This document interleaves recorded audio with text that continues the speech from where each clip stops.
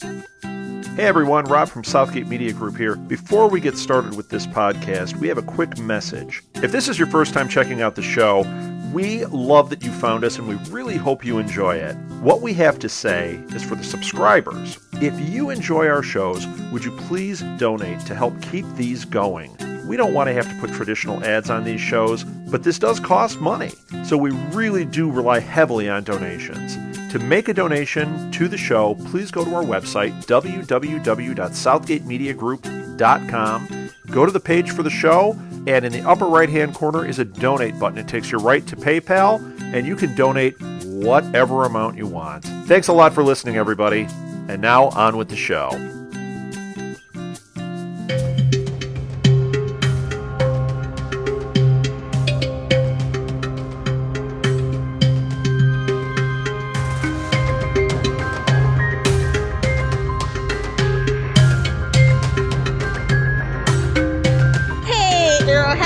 Welcome back to Pink Consolidated after a grueling 6-week hiatus, but we're back and we actually liked the episode.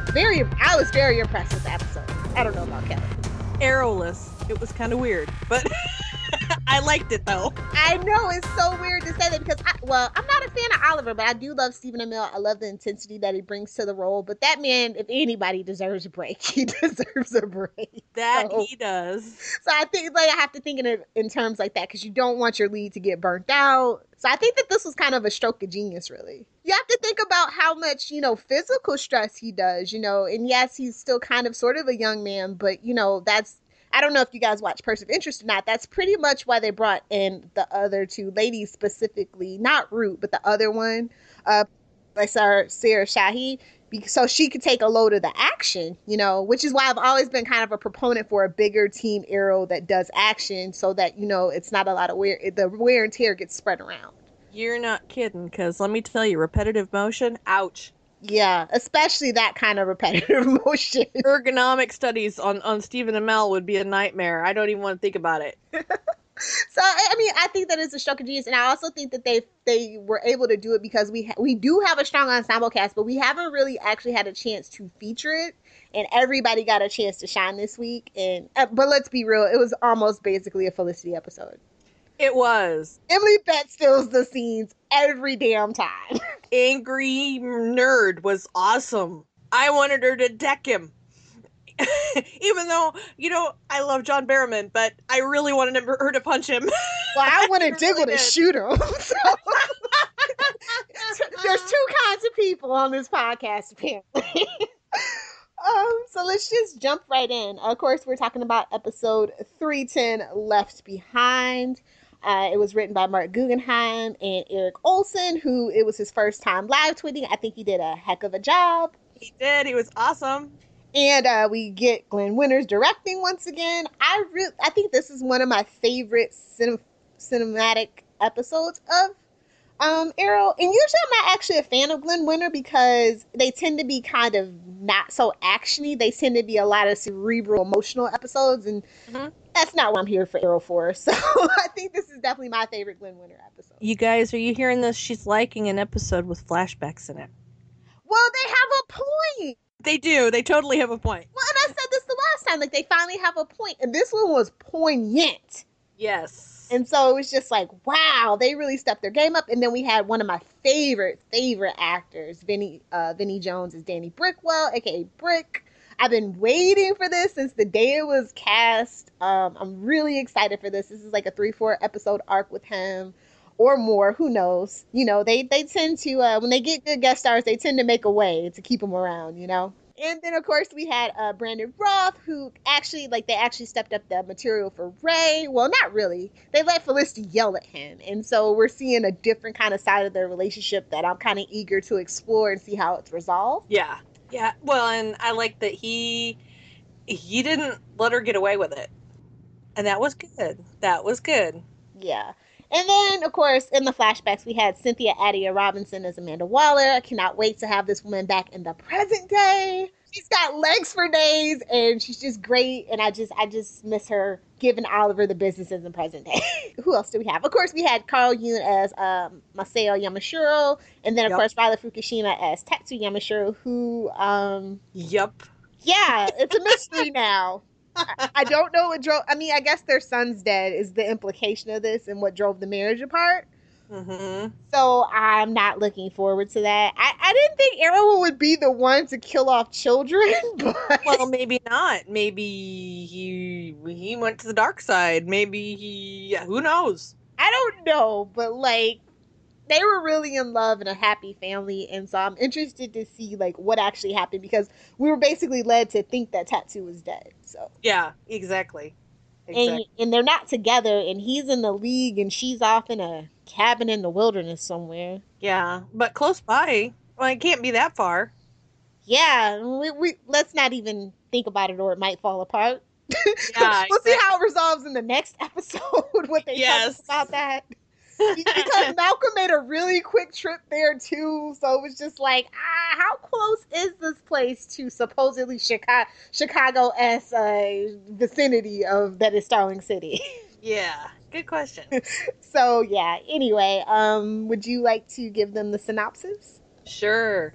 In the aftermath of Oliver's fight with Ra's al Ghul, Diggle and Roy Harper continue to protect the city in Arrow's absence. However, after 3 days without hearing from Oliver, they begin to fear the worst may have happened to their friend.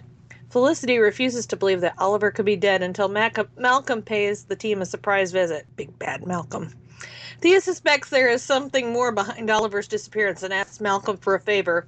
Meanwhile, Ray tests part of his new suit and Laurel takes up the mantle of the Black Canary. Let's just jump into the recap. So we open again with a chase. I feel like that's getting a little tiresome for me. I'd much rather them sitting around the Arrow Cave and then kind of, make a plan and go into action instead of kind of just opening with it. But I mean, it was a cool little chase. And then we had Quentin in the fray.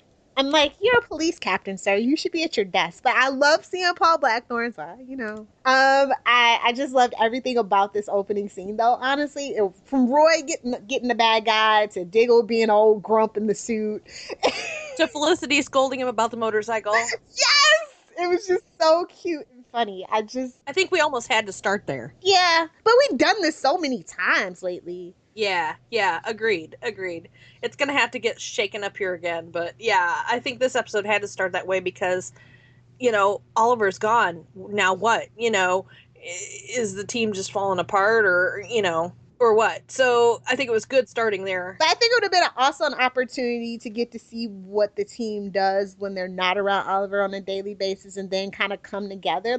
Because they don't do enough of that and people are hungry for that. So that was the only real big missed opportunity that I actually saw that they didn't take. Yeah. But action is always good. That's what I'm here for. That's Arrow's duty is to entertain me on the action and fight choreography front. And they did fantastic. I mean, Colton Haynes got such a great chance to shine on that front.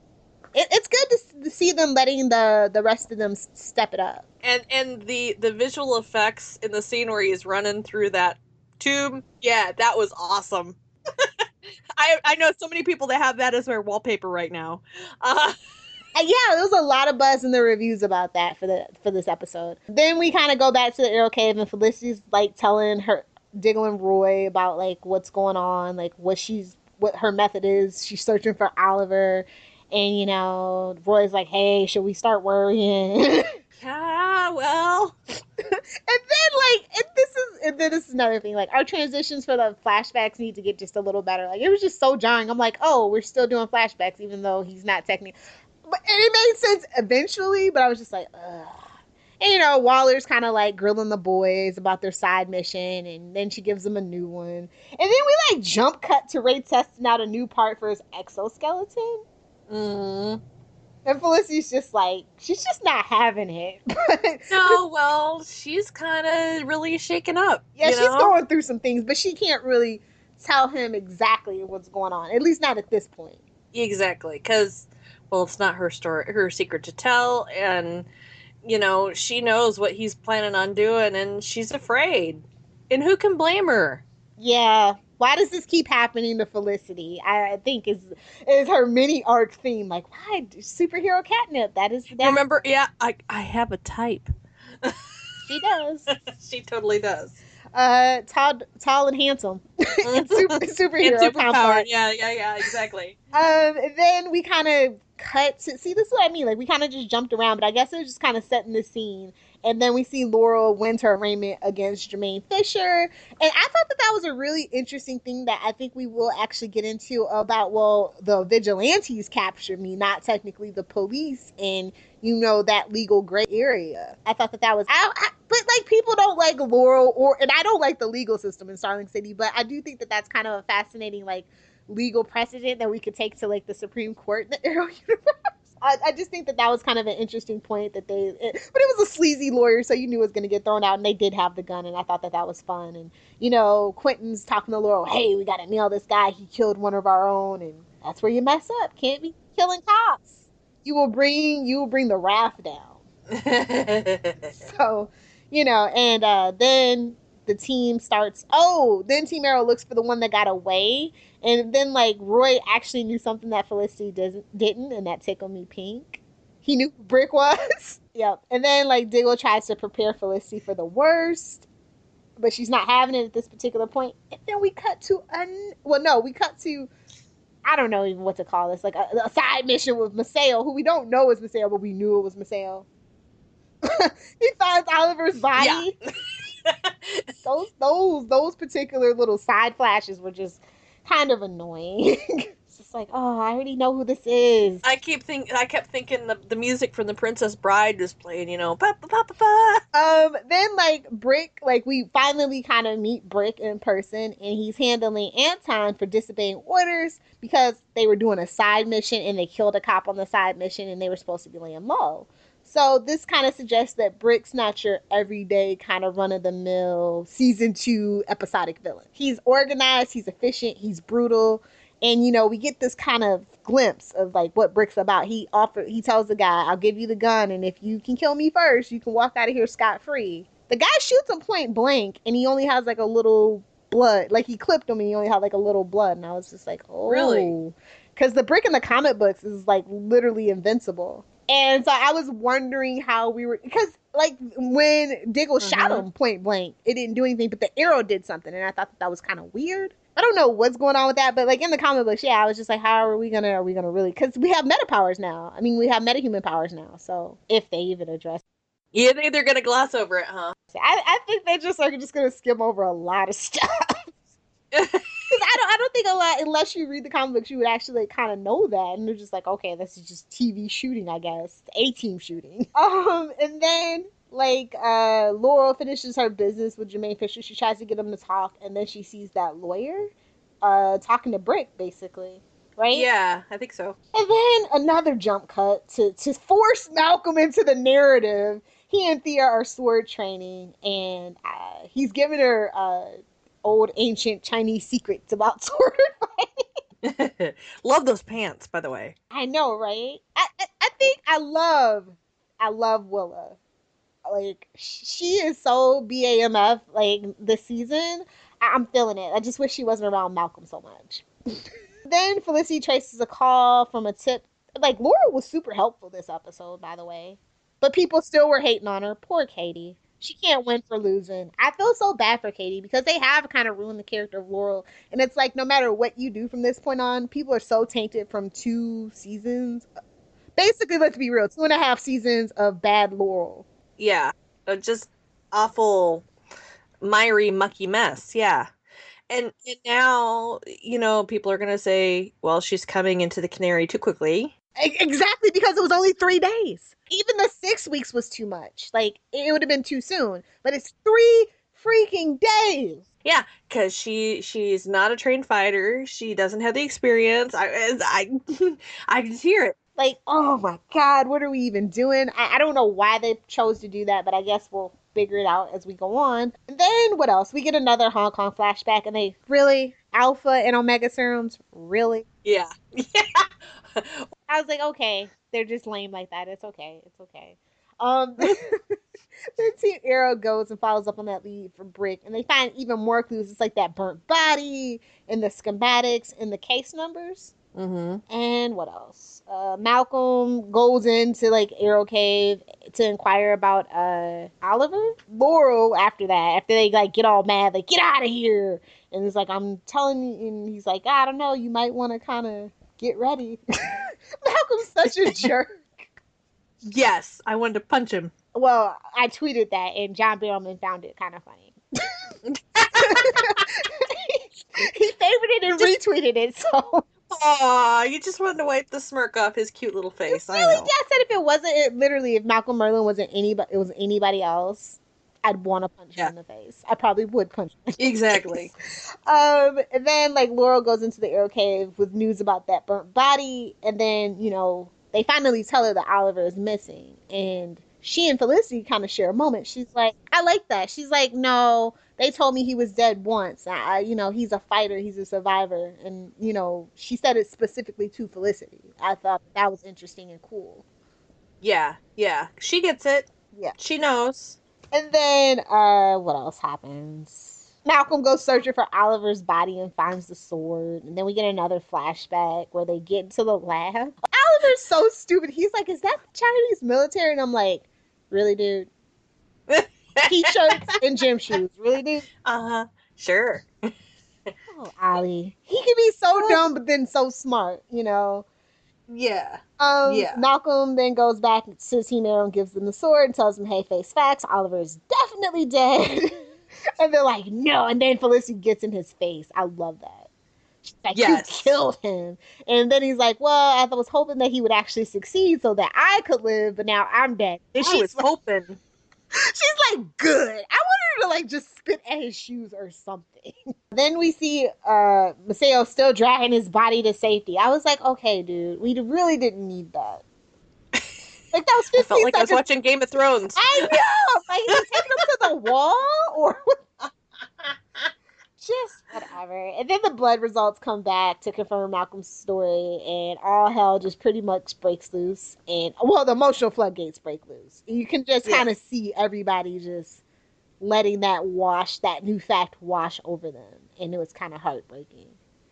Yeah, it was. It really was. And you feel bad for Felicity because she's had, like Oliver, nothing but loss. Yeah. In her life, and everybody that she's come to love and depend on is gone, except for her mom, which, yes. So, it's understandable that she would go through this. I mean, who wouldn't be an emotional wreck, really? Felicity wears her heart on her sleeve, though, and I like her for that. Yeah. But her lashing out at people, it gets to be a bit much sometimes. Sometimes, yeah. The whole Ray thing, I get why she got mad at Ray. Me too. But she was out of line.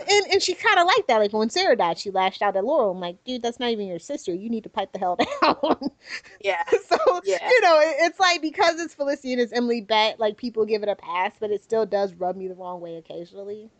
Yeah. I hear you. I call my faves out on their BS. Trust me. I really do. And then, after the flashback where Oliver lets the henchman get away, I was just like, that was odd. And I was just like, okay. And we find out why later. I was like, oh, Ollie can be smart sometimes. Good for him. That he can.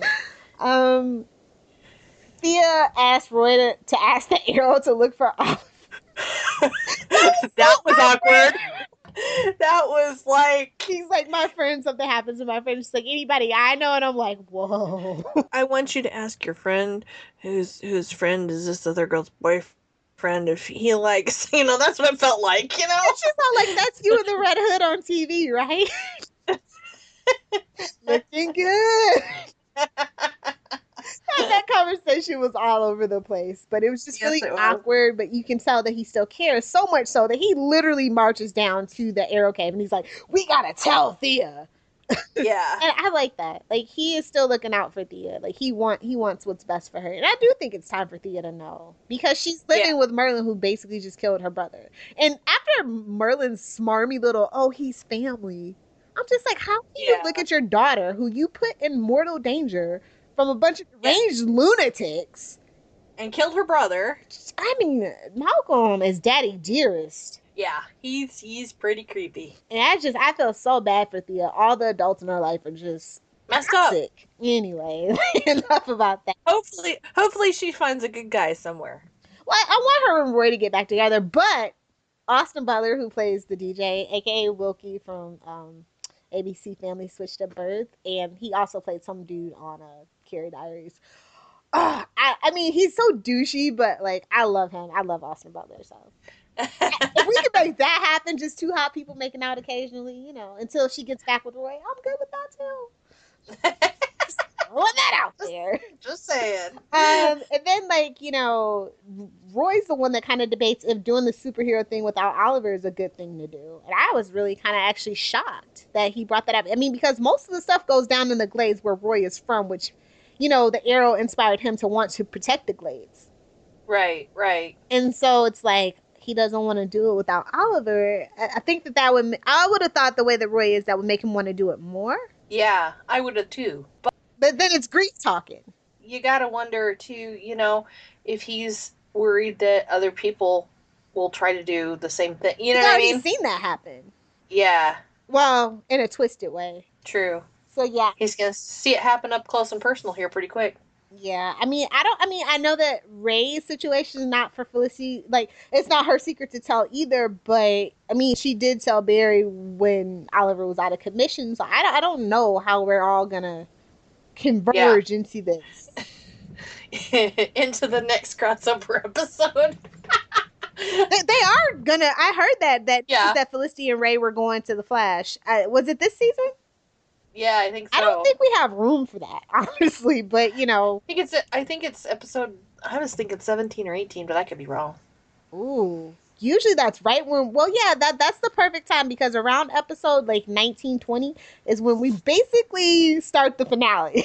Yeah, we get in the crunch time, yeah. No, we literally, our finales, if you think about it, our finales are always kind of 3-4 episodes. Yes, they are. They are. So I heard that and I'm like, I don't know how that's gonna work out. I don't know that we have time, because this brick thing is 3-4 episodes, and then we have the whole other thing, and then we have to deal with Ronnie coming back on the Flash. So I'm just like, I don't know. It could get very interesting. It's gonna be cray. Yeah, that's true. But then Diggle cracks the code about the numbers. They were case numbers. And go Diggle. I know. I was like, smart Diggle. See, just you gotta listen to old Diggle sometimes. That's right. I like that. Even when the suit is too tight. I didn't mind, is all I'm saying. Give him a red one that fits, and he can be Red Arrow. That's all I'm saying. I know he's more of a Glock guy. Yeah, he is. But, if Roy can learn, he can learn. Because his arms are so beefy. It's like a waste for him not to be an archer at this point. That's right. Anyway, enough fangirling. Felicity kind of gets mad, and she kind of goes I gotta go to my other job, and Ray comes in with his little happy-go-lucky routine, and she's just not having it. So she tries to dissuade Ray from going through with his plans by bringing up his dead fiance. That was tough. Yes. Yeah. I was, like I said, I was glad Ray put a stop to that. I mean, you get where Felicity's going, and you get why she's upset. Ray doesn't. Yeah, he's just like, is that time of the month for her? This is a crazy mood swing right now. He's gotta know something serious has happened. I've always thought that he knew who the Arrow was and that Felicity was working for him. I've been waiting for him to say that. Maybe. Or maybe, she knows who he is, but, I think he knows the whole thing. He's just been kind of unlike Dr. Wells, he's kind of just been waiting to be invited into the inner circle. Yeah, or waiting to snipe her. Yeah. As his technical sport. Yeah. It's always been kind of odd how he seems to, like when he first met her, he knew who she was. Yeah, he did. So, I've been kind of waiting for that bomb to drop, and I think that might actually have to come up pretty soon. If that is the case. Okay. So, that could be interesting. So we get to Brick's crew stealing the evidence from the evidence locker, and I'm just like, Starling City, man. Especially the police department, they need to get their stuff together. It is always something. They got to get their security together. I mean, Starling City is just the people in the government are just so inept. I don't know why they just don't declare martial law and FEMA and take everybody out of power in Starling City, because it is always something there. But then we wouldn't have Quentin Lance. I would like to see him be retired and happy and making chicken cacciatore and having dinner with frickin' Laurel. You don't think he'd run for mayor? That's Oliver's job in the next 2 seasons. Well, that too, but you know what I'm saying. I think that Quentin needs to retire and live and be happy for as long as he can because of that cardiac event. Yeah. I just want to see him happy with Laurel because I think that Laurel is her best with her dad, and that's the way to get him more screen time. Yeah, that's true. Like, I'm always working on a scheme to get Paul Blackthorne more screen time. So, And I don't say that I blame you. I've really missed Quentin, and I kind of very upset that they've kind of put him in this backseat role. But we did get a lot of Quentin on the peripheral in this episode. Well, maybe when we get Oliver back, he'll work with Quentin more. Now, this is the thing that's killing me, is that nobody's told Quentin yet about Sarah. Like, this has to happen. Yeah, it does. And then, I mean, and what happens if they tell him about Oliver, too? 2 at once is going to be even worse than, one at a time, obviously. Okay, then Arsenal and Diggle, who's not wearing a suit, a ski mask, or nothing, go in to stop Brick. And I'm like, really? You have a family, bro. Yeah. But I know we said don't wear the ski mask, but in this case, if you're not going to wear the suit, At least wear a mask. like, really? With the same stupid brown leather jacket? You didn't even change your jacket? Yeah. Come on, man. Exactly. It's a little silly. It really is. But then I kind of get distracted from all of that because Roy gets his parkour on through that tunnel. He is handling it like a boss. Yeah, okay? that was awesome. But I was so happy for Colton at that point, honestly. And then, Lance kind of shows up with backup, but Brick ambushes Diggle, and he gives him that offer that he gave Anton. But Roy's got his back, and I thought that was cool. But then Felicity lets them get away, and then they kind of like after she kind of makes sure that everybody's okay, she explains her tough call. Yeah. And she basically kind of quits Team Arrow. She's like, I've had it. I'm done. She literally turned the lights out on him. Like, I'm not, no, bye, goodbye. Yeah. Yeah. That was definitely a little temper tantrum there. I mean, it is a lot to take on. And she's just like, no, you guys aren't Oliver. Oliver came back. And I'm like, Diggle is a trained, I'm just saying. Yeah. Yeah. Roy, maybe, because up until 2 weeks ago, he was, 2 episodes ago, he was constantly getting his butt handed to him by ladies. Okay? Just saying. Yeah. Yeah. Roy has come a long way. Yes, he has. In those 3 days. Yeah. I won't dwell on it, but I'm just saying. But, I see her point, but I see their point. I thought that it was really cool that Diggle wanted to, he's like, this is the last thing that Oliver was working for, 8 out. Well, he tells Laurel in the next couple of scenes that, it took eight months of work gone in 8 minutes. Yeah, that was heartbreaking watching all those, pictures go back into the pool of criminals. That was just ouch. And so, but but this is I think Brick is really a cool mastermind, and I think it was interesting. But we'll back up and talk about how Maceo is asking someone for help with Oliver. Uh-huh. And then Felicity goes to apologize to Ray, but basically resigns her superhero sidekick duties, or did she quit Palmer? She quit Palmer, too. She's going to go work back at that bootleg Best Buy. She'll work at the Nerd Herd. Exactly. But, she, wasn't that her passcode thing that she put on his desk? I thought it was just the nano chip. That's why I was saying she wasn't gonna help him with that, but she was just gonna keep her to herself in her position. I don't know. I guess we'll find out next week.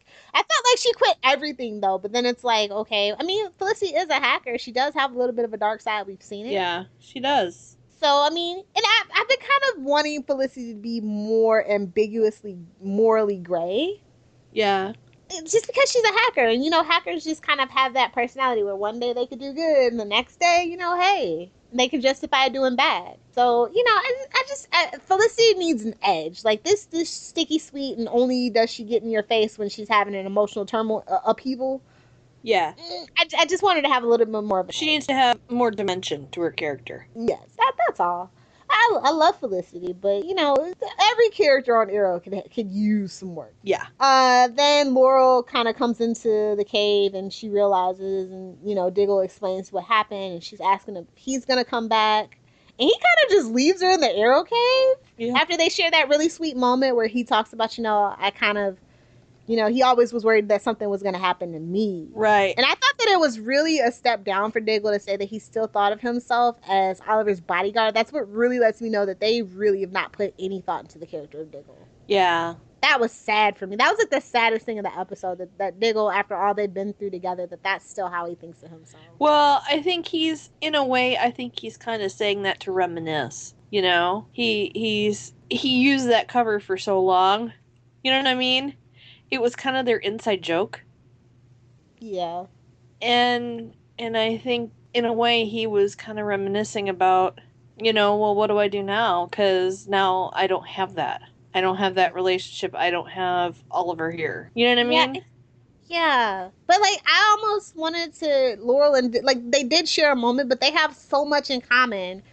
They both lost a sibling. They both kind of want vengeance, but it's been kind of put on the back burner for both of them until it's the perfect time that, Oliver can help out. You know what I mean? Yeah, and this is one of their first real emotional scenes together. Yeah. Conversations. Yeah. I mean, you think about it, it would make sense for her and Diggle to communicate more, and it just kind of almost commiserate. Yeah, exactly. And so while Laurel wasn't exactly, a soldier out there in the field with him, like Diggle was. They still could share a lot of, like, other things. Exactly. And he was close, supposedly he was close to Sarah, but whatever. We won't start on the Sarah thing. Right. But yeah, and I did. And, like, people like, oh my God, Diggle finally opens up and it's to Laurel. I think I puked a little in my mouth. I was really kind of ticked off. But like I said, I totally understand where everybody's coming from. But, like, I've always been rooting for Laurel because, well, she's supposed to be the Black Canary. And I really love Katie Cassidy. And the character's been... I'm a sucker for an underdog. Yeah. Yeah. And Laurel and Diggle are both underdogs. Yeah, very true. So, there it is.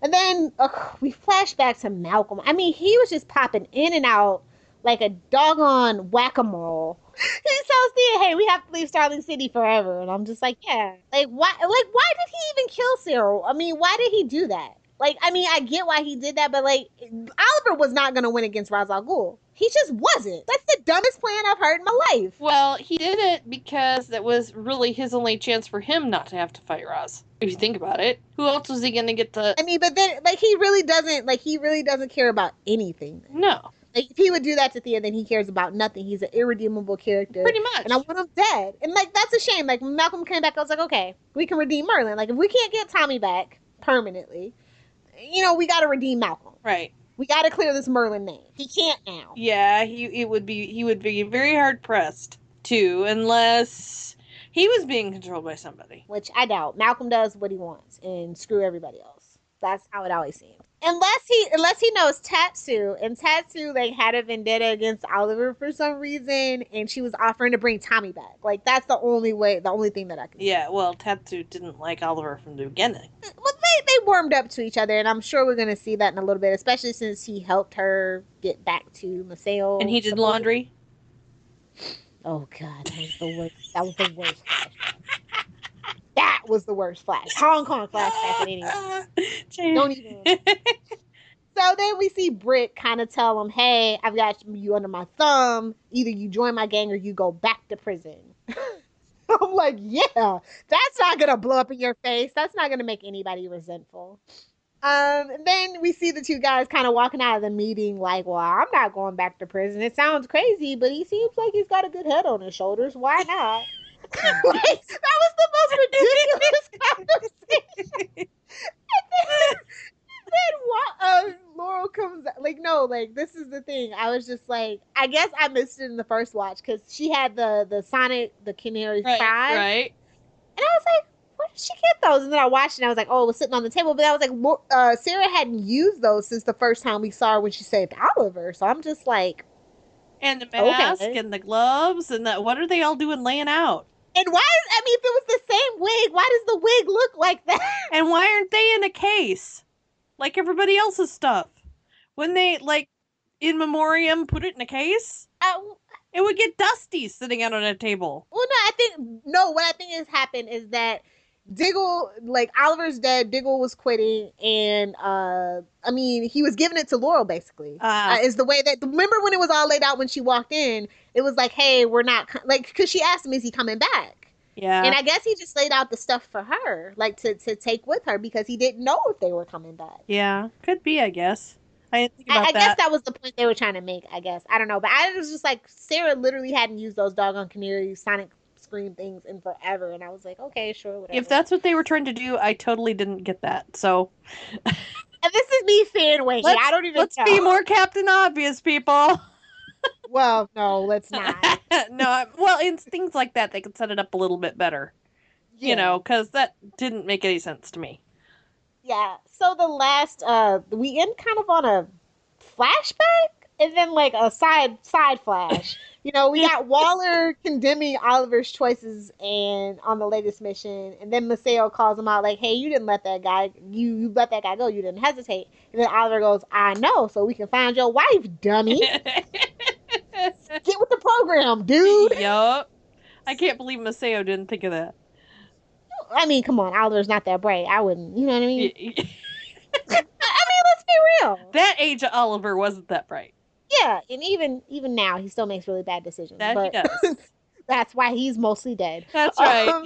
But Tatsu, then we kind of get the side flash of Tatsu watching over Oliver, and then Maceo's kind of in the background telling him she brought him back to life, and then the freaking title card, you know? Yeah. Like, I don't know if they're gonna explain. Like, I know, like, me personally, I wrote this in the review. I would not explain how he was brought back to life. Yeah, I probably wouldn't It would either. piss some people off, but most people don't want to know, because either way, you're gonna be pissed off. Let's just be real. Yeah. It's ridiculous. Well, yeah. I mean, because if we talk about like Lazarus pits and stuff, I'm gonna be. They've already said no to that. Well, they've already said it wasn't that. Well, they're liars sometimes. True. We all know this. True. Like, I don't mean that in a bad way. Like, showrunners don't want it to be obvious, even if it's obvious. Yeah. They like to leave you dangling. Right. So, that's all. Just like a part. Touche. Episode awards. What did you give this as a grade? You know, I really liked it. Arrowless Arrow, but I liked it a lot. I'm gonna go crazy fangirl just because I haven't had an episode that I like and that I really, really like in like a long time. I'd give it an A. I'm happy. Ooh. It could go better. It could be better yet. But this is so funny. You're the hard butt on the Flash. I'm just a gushing fangirl. And then it's me when it comes to Arrow. I'm always the hard butt. I love it. We balance each other out. We do, and it's funny. I think I'm gonna give it its highest grade of the season, and I'm gonna go a B+ or a soft A-, depending on whether I've had a drink or not. There you go. Okay. But no, I know in the review I gave it an A-. I just had a chai, so I guess that qualifies as my drink for the night. So there you go. So yeah, I know that I gave in the review I gave it an A-, definitely. I thought it was very well put together, other than a few things like Malcolm popping in and out like a whack-a-mole, and you know there's still all these secrets, and you know I just don't want the second half of the season to, like, stuff has to come to a head and be resolved so we can start the healing. What was your scene of the night? I gotta say, Roy doing his parkour through the tunnel was really cool, and the bike chase. Those two, top notch. I also really liked Felicity getting some steel and going after Malcolm, because we don't see her. I mean, we see her stand up to people, but you know, you think about it, Malcolm, he's kind of like one of Oliver's arch enemies, you know? She's got the Wi-Fi enough to stand up to him and tell him how, you know, and tell the truth. You know, you killed him. And you're not sorry at all. That's right. Exactly. Let me see. My favorite scene. I think it had to be the opening chase scene, funny enough. But specifically where Roy gets the bad guy. He basically pulls him out of the back of the thing. And then, like, then Diggle goes, you know, hey, I'm more of a Glock guy. And he's like, I didn't say anything. Poor Diggle, he has to do the Picard maneuver with that suit. Yeah, it was a really cute moment because you never really see Diggle and Roy. Like, it always seems like Diggle never really wanted Roy there, and like he was just kind of begrudgingly accepting of Roy, but they really seemed like a good team. Line of the night. I think it would be the conversation where Felicity's standing up to Malcolm for me. You know, where you killed him. You know, and she just lays it out there. You know, I think I would take the Felicity pseudo apology to Ray. She explains why, and she stands up for herself. Like, I don't think that a season ago Felicity would have stayed out of, some weird twisted obligation, but she's doing what's best for her emotional health. Yeah. So I think I like that particular little soliloquy. Most memorable moment? I know mine right away. Go ahead. It's Laurel and Diggle's hug. Like, I lit up like a Christmas tree. That was really cool. I think I like the moment between Oliver and Maceo where he surprises him and tells him that he put the tracker on the guy. Character of the night? I mean, hands down, I think we probably have the same person. Felicity. I was going to say Felicity or Roy. Yeah, Roy gets the second place for sure. Yeah. I mean, because usually Roy is like a mini Diggle in a certain regards where he kind of doesn't get to say much, and he kind of almost stands with his arms folded as well. A lot of the times when he wasn't before he got the suit. Mm-hmm. So I think that was just like really cool. Like, that he got some lines and some action. An honorable mention to Ray. Poor Ray. The most improved aspect, I think we both can agree that it's that everybody got a chance to shine. Yes. And we got some real moments for Laurel too, and that was nice. Yeah, I was definitely expecting it to be emotional, but I wasn't. No offense, I wasn't expecting the mid-season premiere to be well put together because we don't have a history of doing well with mid-season premieres. Mm-hmm.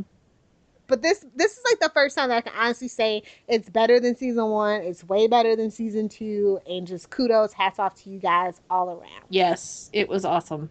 Best action. Duh, we already kind of talked about Roy running through the tunnel. That was cool. Best character interactions. Everybody. Yeah. Biggest shocker, surprise of the night. I'd say seeing Tatsu at the end. Yeah, I can definitely see that. No theories, no predictions. I think we're in the part of the season where it's all pretty straight, which is fine with me. I kind of like a straightforward narrative, especially in an action adventure show. Well, you can find me on Twitter, Tumblr, Instagram, about any social media you ask for, at Super Squint. That's SUPERSQUINT. And I write the Flash Review at voiceoftv.com. And you can also listen to Lilith and I over at Flashpoint. And I also co-host Before the Bat. You guys know me. I'm Lilith Hellfire, at Lilith Hellfire on Twitter, Lilith Fairy Hellfire on Tumblr. If you guys are Super Hulock junkies or Hannibal junkies, you can find me, oddly enough, at superhulockjunkie.tumblr.com. This podcast does have a Tumblr. It is queenconsolidated.tumblr.com. We are also on Twitter, QC_SMG pod. And our email is queenconsolidated.smg@gmail.com. That just about does it for us here on Queen Consolidated. We hope you've enjoyed our little discussion of episode 310 Left Behind, the mid-season premiere. Unless you're stuck on a hellish island, be sure to tune in next week. Queen Consolidated, signing off.